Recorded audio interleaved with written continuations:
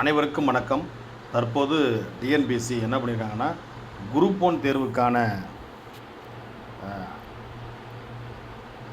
கூடுதல் எண்ணிக்கையிலான காலி பணியிடங்களை அறிவிச்சிருக்காங்க. ஒரு அடெண்டம் சேர்த்துருக்காங்க. இப்போ ஏற்கனவே நமக்கு என்ன பண்ணியிருக்காங்கன்னா, குரூப் 1ல் எத்தனை போஸ்ட் இருந்துச்சுன்னா முடிஞ்சிருச்சு. குரூப் 1க்கு ப்ரிப்பேர் பண்ணிகிட்டு இருக்கவங்களுக்கு மிக முக்கியமானது, நமக்கு நோட்டிஃபிகேஷன் கொடுக்கும் பொழுது எத்தனை கொடுத்துருந்தாங்கன்னா பாருங்கள், வேக்கன்சி நோட்டிஃபிகேஷன் கொடுக்கும் பொழுது கிட்டத்தட்ட இந்த இதில் பாருங்கள், வேக்கன்சி கொடுக்கும் பொழுது நமக்கு என்ன பண்ணியிருந்தாங்கன்னா 26 வேக்கன்சி கொடுத்துருக்காங்க. அதாவது துணை ஆட்சியருங்கிறது காலி பணியிடங்களுக்கு 12, டெப்டி கலெக்டர் 12 இது கொடுத்துருக்காங்க. துணை ஆட்சியருங்கிறது என்ன பண்ணியிருக்காங்க, 12 கொடுத்துருக்காங்க. அதுக்கு அடுத்தபடியாக உதவி ஆணையர் பணியிடத்துக்கு 2 கொடுத்துருக்காங்க. கூட்டுறவு சங்கங்களின் துணை பதிவாளர் அவங்களுக்கு 3, மாவட்ட பதிவாளர்களுக்கு 8, உதவி ஆணையருக்கு 1, மொத்தம் 26 பணியிடம் கொடுத்துருக்காங்க. தற்போது என்ன பண்ணியிருக்காங்கன்னா, இப்போ புதுசாக இன்றைக்கி ஒரு இது கொடுத்துருக்காங்க, ஆடண்டம் கொடுத்துருக்காங்க. அதாவது திரும்ப சேர்த்துருக்காங்க புதுசாக. இன்றைக்கி பாருங்கள், இன்றைக்கி பார்த்தீங்கன்னா உதவி வணிக வரிகள் அதுக்கு 10 போஸ்ட் கொடுத்துருக்காங்க. முன்னாடி 2 போஸ்ட் இருந்தால் இப்போ 10 போஸ்ட் ஆக்கியிருக்காங்க. இது நல்லது. டிஎன்பிஎஸ்சி குரூப் 1 படிக்கிறவங்களுக்கு இது ஒரு மிகப்பெரிய ஒரு லக்குன்னு தான் சொல்லணும். அது மட்டும் இல்லாமல் இன்னும் போஸ்ட்டு ஏற்கனவே உள்ளதெல்லாம் இன்னும் என்ன பண்ணுவாங்க, ஆட் பண்ணுறதுக்கான வாய்ப்புகள் இருக்குது. இப்போ தான் நமக்கு இது பட்ஜெட் முடிஞ்சிருக்கு. அதனால் குரூப் 1 படிக்கிறவங்க நமக்கு போஸ்ட்டு கம்மியாக இருக்குது அப்படிலாம் படிக்கணும்னா தொடர்ந்து படிக்க வேண்டும், படிச்சுக்கிட்டே இருக்கணும். அடுத்த கூட்டுறவு சங்கங்களின் இணைப்பதிவாளர் போஸ்ட்டு பாருங்கள், 6 போஸ்ட் கொடுத்துருக்காங்க.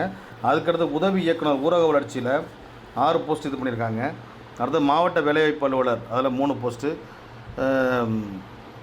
கொடுத்துருக்காங்க. மொத்தம் எத்தனை போஸ்ட் கொடுத்துருக்காங்கன்னா, ஏற்கனவே ஒரு 26 போஸ்ட்டு, இப்போ ஒரு 20 போஸ்ட்டு, மொத்தம் 46 போஸ்ட்டுக்கு இந்த குரூப் 1 நடக்குது. எத்தனை போஸ்ட்டு நடக்குது?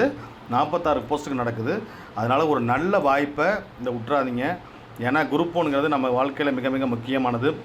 ஆண்டிற்கு ஒரு முறை நடத்தப்பட்டாலும் அந்த தேர்வோட இது எப்படியுமே நம்ம நாட்டில் ஐஏஎஸ் ஐபிஎஸ் ஆகிறதுக்கான ஒரு வாய்ப்புகளை இந்த தேர்வு உருவாக்கி கொடுக்கும். அதனால் இந்த தேர்வுக்கு நிச்சயமாக தாங்கள் பயன்படுத்தி கொள்ள வேண்டும். இந்த தேர்வை என்ன பண்ணணும், தாங்கள் நிச்சயமாக பயன்படுத்தி கொள்ள வேண்டும். அதுக்கு பாருங்கள், உதவி இயக்குனர் ஊரக வளர்ச்சி மாவட்ட வேலைவாய்ப்பு அலுவலர். அதனால் நீங்கள் இந்த எக்ஸாம் நல்லா சிறப்பாக ப்ரிப்பேர் பண்ணணும். யாரும் முற்றக்கூடாது. இதில் மாற்றுத்திறனாளிகள் கொடுத்துருக்காங்க, மாற்றுத்திறனாளிகள் உள்ள பிரிவுகள் கொடுத்துருக்காங்க. இதில் எல்லாருமே பயன்படுத்தி கொள்ளுங்கள். ஏற்கனவே விண்ணப்பிச்சிருப்பீங்க, இப்போ புதுசாக விண்ணப்பிக்க போகிறதில்ல, ஏற்கனவே விண்ணப்பிச்சிருக்கேன். இதுக்கான தேர்வு என்னைக்கு நடக்குதுன்னா, நமக்கு இதுக்கான தேர்வு நம்ம ஏற்கனவே மாற்றிருந்தாங்க. தேர்வு 22லேருந்து இப்போ என்ன பண்ணியிருக்காங்கன்னா, நமக்கு என்றைக்கு தேர்வு நடக்குதுன்னா, இதற்கான தேர்வு 27ஆம் தேதி நடக்குது. இதற்கான தேர்வு என்னைக்கு நடக்குது, 27ஆம் தேதி நடக்குது. 27ஆம் தேதி 9 to 12:30 மணி வரை நடக்கும். இந்த தேர்வுக்கு நல்லா ப்ரிப்பேர் பண்ணுங்கள். ப்ரிப்பேர் பண்ணால் நிச்சயமாக நீங்கள் இந்த தேர்வில் நிச்சயம் வெற்றி பெறக்கூடிய வாய்ப்புகள் உங்களுக்கு வரும்.